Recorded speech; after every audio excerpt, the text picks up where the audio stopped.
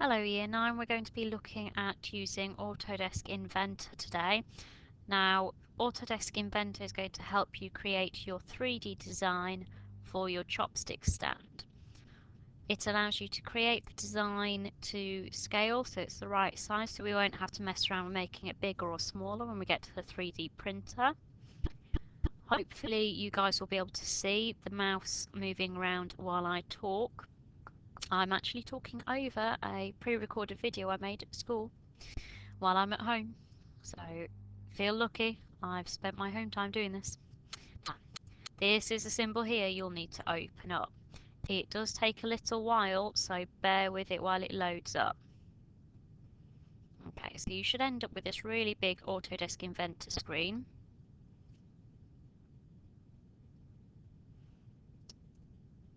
And when it opens up, you should see these bits here. I want you to go to New and click on New so it opens up this bit. Make sure Standard IPT is selected and go on Create.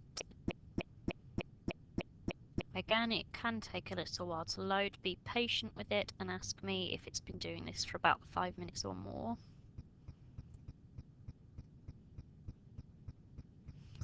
Now, the first thing I want you to do is to save the file.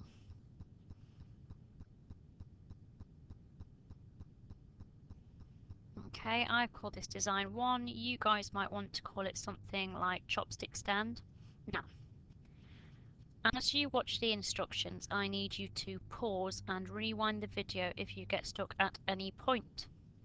There is no point asking me, Miss, how do I such and such, because I will simply tell you to rewind the video. You're supposed to be creating your own design independently. Use your sketches, rewind the video, replay. If you're completely 100% stuck, ask a buddy before you ask me. They might be able to show you which part of the video will help you. Okay, so now we've got it saved. I want you to go over to where it says Start 2D Sketch. Make sure you click on 2D. And you should see these planes here. It's having access a bit like in maths. Now if you click on the YZ plane, it will zoom into it. Okay, we're going to draw on this space here. The first thing we're going to do is create a rectangle. The center point will turn green. Click on there and you will notice that this section here was highlighted in blue. All I've done, so I've not clicked anywhere. Aside from this little bit here, when it went green, I dragged over and I did not click at all. What I did start doing was typing 40.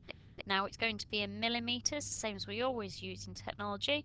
So 40 millimeters, and you still do not click anywhere just yet. You'll notice that you've got a different measurement up at the top. We want it to be a 40 millimeter by 40 millimeter square. What you're going to do is finish typing 40 millimeters in here, and then click on this one up here to change it to. Watch very carefully. That has also turned blue, and you'll see that we've got to zoom out to see the whole square.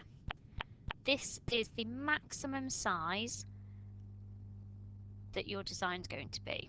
And you'll notice if I move the mouse around that it keeps showing you the center points. Now, I'm going to start off by drawing a circle. I'm going to do a strange teddy design for you.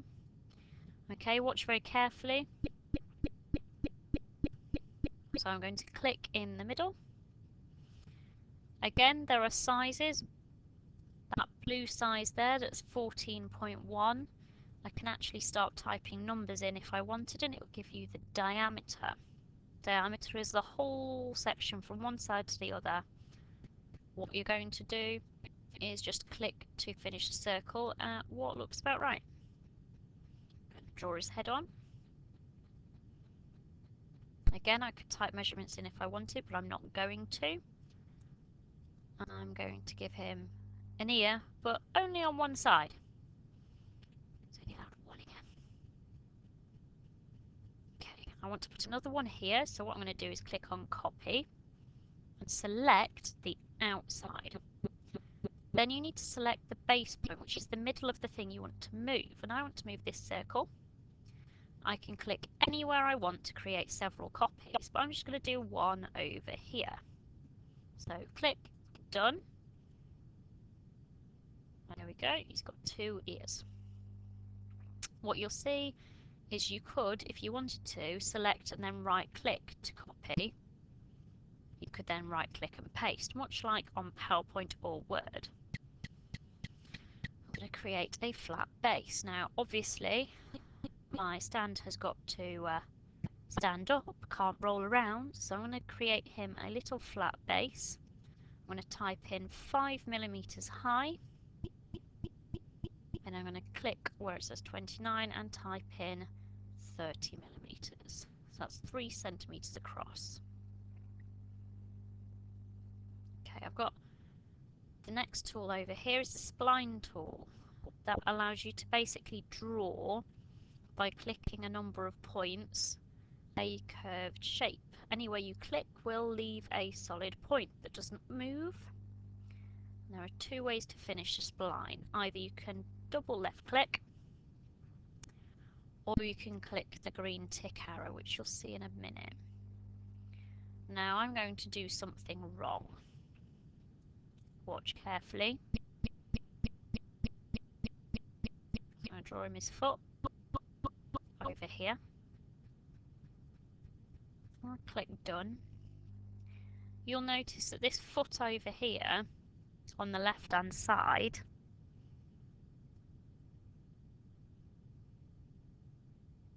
this bit here does not actually touch the bottom rectangle.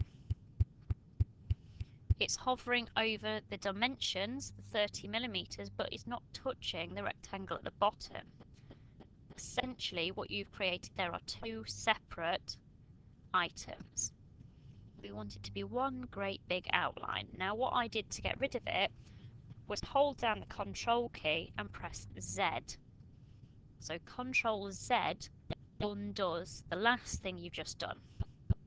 Okay, so I'm going to redraw his foot, but this time the right size. We want all one outline.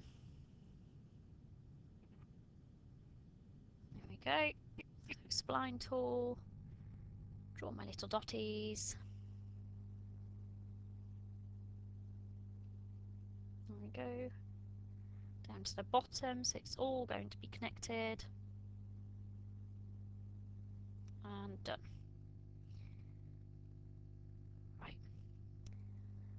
Now he's a bit one-sided. He's got an arm and a leg on one side, but not on the other side. So we're going to copy and paste his arm and his leg onto the other side and then flip them so that they are exactly the same, so that they are symmetrical.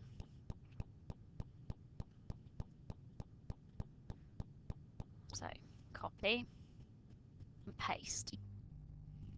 Okay, so click on the one you want to move and drag it. Now we're going to drag it over to the side of the box, because in this we need to actually use the mirror tool to reflect across a line. I'm going to use the side of the box as the line we're going to flip it over. Watch carefully. So there we go. That's the mirror tool there. So we need to use a line. So we're going to copy and paste.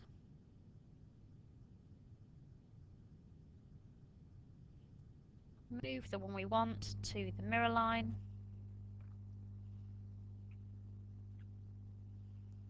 Click on the mirror tool, select the mirror line, and I click apply. It gives you both parts, the bit that you've copied and the bit you need. Get rid of the one you don't, and then move the one you do want.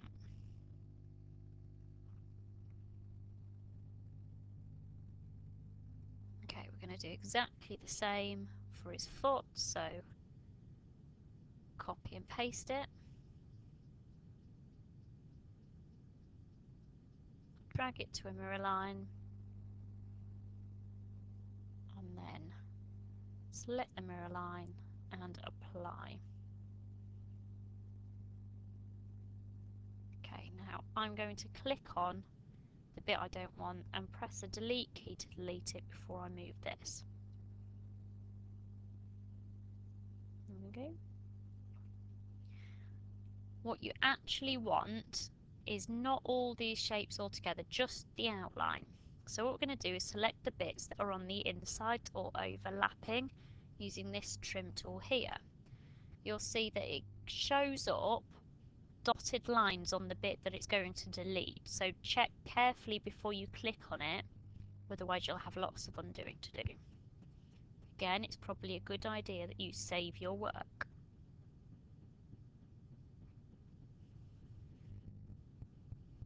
Right, watch for the dotted line. Okay. Now, in a bit you will see it goes wrong.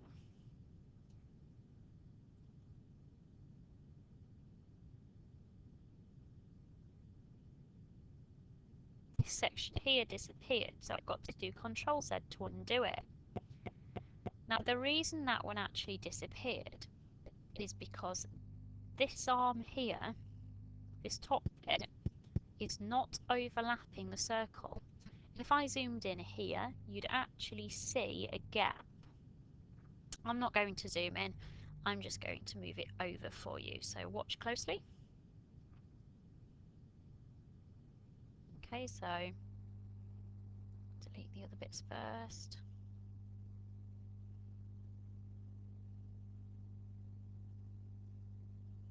Okay, so I'm just going to move the arm over, then these overlapping bits can be trimmed off now.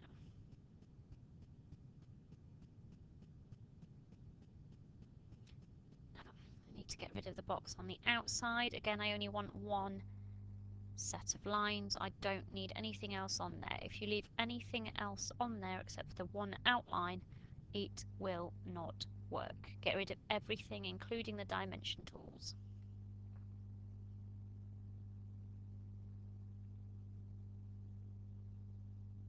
There we go. There should be nothing else other than this outline here. Cool. Then click on Finish Sketch. And once you've saved it,